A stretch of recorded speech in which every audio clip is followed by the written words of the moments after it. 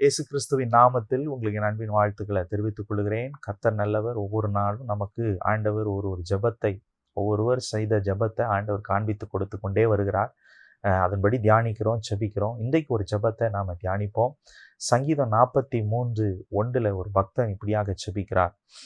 தேவனே, நீர் என் நியாயத்தை விசாரித்து பக்தி இல்லாத ஜாதியாரோடு எனக்காக வழக்காடி சூதும் அநியாயமான மனுஷனுக்கு என்னை தப்புவியும்.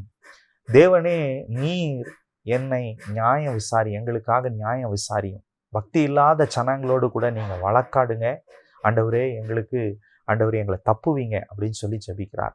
ஆண்டவர் நியாயம் விசாரிக்கிற தேவன், நமக்காக வழக்காடுகிற தேவன், நியாயாதிபதி. அவர் நீதி உள்ள தேவனாக இருக்கிறார்.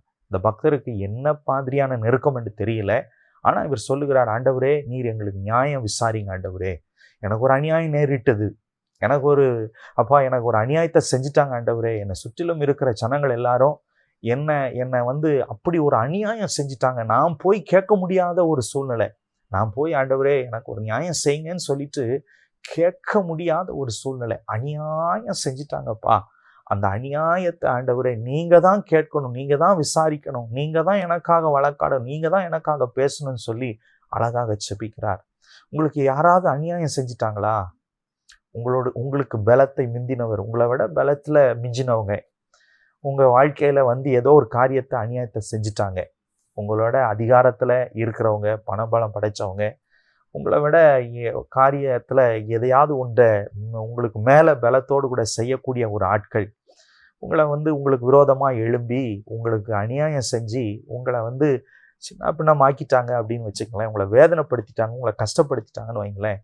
நீங்க ஆண்டவர்கிட்ட போய் என்ன பண்ணுங்க, சொல்லுங்க, ஆண்டவரே நீங்க எனக்காக நியாயம் விசாரிங்கப்பா.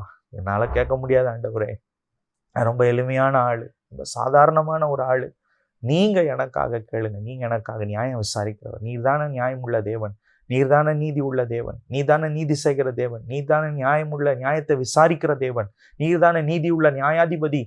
நீங்க எனக்காக கேளுங்கப்பா. உங்களை விட்டா வேற யாரும் கேட்கறதுக்கு எனக்கு யாரும் இல்லை, எந்த மனுஷனும் கேட்க மாட்டாங்க. எனக்கு நீங்க தான் கேட்கணும், நீங்க தான் எனக்காக பேசணும், நீங்க தான் எனக்காக வழக்காடணும், நீங்க தான் இந்த விஷயத்துல இருந்து என்னை தப்பு வைக்கணும்னு சொல்லி நீங்க எந்த பிரச்சனையில, எந்த காரியத்துல உங்களுக்கு நியாயம் வேணும்னு சொல்லி நீங்க நினைக்கிறீங்களோ அந்த காரியத்தை கர்த்தருக்கு முன்பாக கொண்டு போய், ஆண்டவருக்கு முன்பாக கொண்டு போய், இயேசுவின் இடத்துல கொண்டு போய் நீங்க நிறுத்தி, ஆண்டவரே இந்த காரியம் சொல்லி, கருத்தாய் சொல்லி, ஆண்டவர் இந்த காரியத்துல எனக்கு நியாயம் செய்யுங்கப்பா, இது அநியாயமா தோன்றுது ஆண்டவரே, நீங்க தான் செய்யணும்னு சொல்லும் பொழுது கர்த்தர் எந்த விஷயத்துல அவர் நியாயம் விசாரிக்கணுமோ, எந்த விஷயத்துல உங்களுக்கு அநியாயம் நேரிட்டதோ அந்த காரியத்துல கிரியை செய்ய ஆரம்பிப்பார். அவரால் செய்ய முடியாது ஒன்றுமே இல்லை.